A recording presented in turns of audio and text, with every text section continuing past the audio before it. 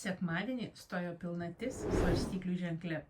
Pilnatis yra apie atleidimą, paleidimą, visko, ko nereikia. Ir santykiuose jinai paprašo jūsų išmąstyti ir nuspręsti, ar jums kažko reikia atsisakyti santykiuose vienokiuose ar kitokiuose. Nors Venera jau stojo direktyviai, tačiau vis dėlto dar galime girdėti jos retrogradinių energijų atgarsius.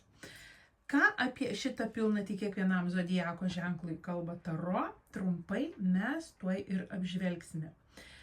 Tau sako tavo ženklas zodiako pagal Saulę, Mėnulį ir tavo ascendentą. Nors ir yra labai sunku nuspręsti, tačiau vis dėlto reikės pradėti keliauti link savo jausmų aiškinimosi. Ir reikės veikti kai kuriuos aspektus, kuriuos galbūt jau senokai atidėliojai. Na, gale kelio tu pamatysi šviesulį, tačiau šiai dienai vis dėlto reikės susidėlioti tai, kas tose taurelėse yra tuščia. Galbūt tau reikėtų apsvarstyti, ar tu eini santykiuose teisingų kelių. Jeigu tu jauti, kad ne, tai tada reikėtų vis dėlto atkreipti dėmesį, kur reikėtų ties kažkuo padirbėti. Jaučiui kalba apie tai, kad teks vis dėlto išeiti iš komforto zonos ir pabandyti savo aistrą nukreipti ten, kur tau būtų vis dėlto naudingiausia. Gali būti, kad kažkam kažko nepasakai, kažkam kažko neišsakai, nes taip yra tau patogiau. Nereikia kivirčytis, nereikia ginčytis, tiesiog sėdžiu ramiai savo ir nekvaršinu kitiems galvos, tuo pačiu nesudarydamas savo problemų. Bet šitoks sėdėjimas komforto zonoje neduoda tau augimo. Kartais tiesiog tenka pastovėti už save. Galbūt šita pilnatis kelia tau tokius dalykus ir rodo ženklus, kur, kaip ir kada tau reikia pastovėti už save. Dvyniam šita pilnatis atneša taipogi jausmų sumaištis. Vieną minutę norisi dainuoti, kitą minutę norisi verkti, trečią minutę norisi skristi, ketvirtą minutę norisi pasislėpti, kad niekas nematytų ir kad tu nieko nematytum. Tai visuose šituose jausmų aspektuose reikėtų išsiaiškinti, kodėl aš jaučiuosi būtent taip, o ne kitaip. O galbūt tiesiog leisti savo emocijoms imti viršų. Noriu juoktis, juokiuosi, noriu verkti, verkiu, noriu dainuoti, dainuoju. Ir nekvaršinti savo per daug dėl to galvos. Na, į kurią pusę tau vis dėlto krypsta noras eiti, turėtum tai išjausti ir su tuo tvarkytis. Vėžiui reikėtų pradėti atskirti, kur yra iliuzijos, o kur yra tikrovė. Gali būti, kad šita pilnatis, jeigu dar neiškėlė, tai iškels kažkokias paslaptis, atvers akis, kuriuose iliuzijose tu skendėjai, o kuriuose svajonėse vis dėlto tau pildosi kažkas. Mėnulis nori pasakyti, kad šita pilnatis yra labai geras laikas atskleisti ne tik savo jausmus, bet ir išsiaiškinti jums brangių žmonių arba su tais, su kuriais jūs kasdieną esate santykiuose, jų jausmus jūsų atžvilgių. Galbūt reikėtų paklausti tiesiogiai, o galbūt tai išsiaiškinti per aplinkui, nes paslaptys šią pilnatį tikrai visos išaiškės. Liūtui reikėtų išmokti išdėstyti visas savo mintis, be jokių užuominų, tiesiog tiesiai šviesiai, taip, kad jos skambėtų suprantamai, logiškai, o ne burbuliavimu. Jeigu jūs liūtai turite ką pasakyti per šią pilnatį šiuose santykiuose, tai ir pasakykite be pykčio, tačiau tvirtai mokėkite pastovėti už save, už savo įsitikinimus ir už savo nuomonę. Gali būti, kad šita pilnatis jums labai netgi kelia visą tai, tačiau vis dar laikote savyje užgniaužę tokius dalykus. Tai reikėtų iš tikrųjų to nedaryti. Mergeliai ši pilnatis rodo tai, kad atėjo laikas parodyti visiems, galbūt bendradarbiams, galbūt mylimiems, galbūt namiškiams, kad jūs mokate ir žinote daug daugiau, negu leidžiate kitiems tai pamatyti. Galbūt jūs labai nedrįstate, galbūt jūs labai varžotės, tačiau šita pilnatis greičiausiai per visur jums rodo, kad atėjo laikas tai padaryti.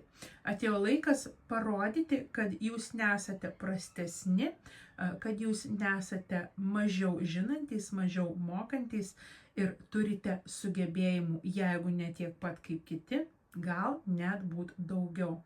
Tai šita pilnatis jums turėtų rodyti visais ženklais, kad atėjo laikas parodyti save tikrai. Svarstyklių pilnatis svarstyklėms.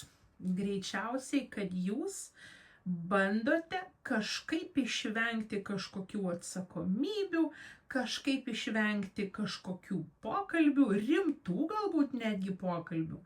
Tai šita pilnatis jums sako, kad reikėtų nebėgti nuo atsakomybių, o tiesiog prisijimti jas ir drąsiai su jomis susitvarkyti.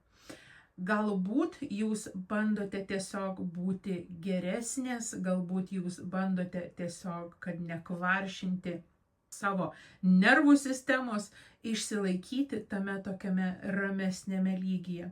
Tačiau šita pilnatis turėtų jums rodyti visais įmanomais būdais, kad jūs klystate ir reikėtų vis dėlto nesislėpti nuo atsakomybės už savo gyvenimą.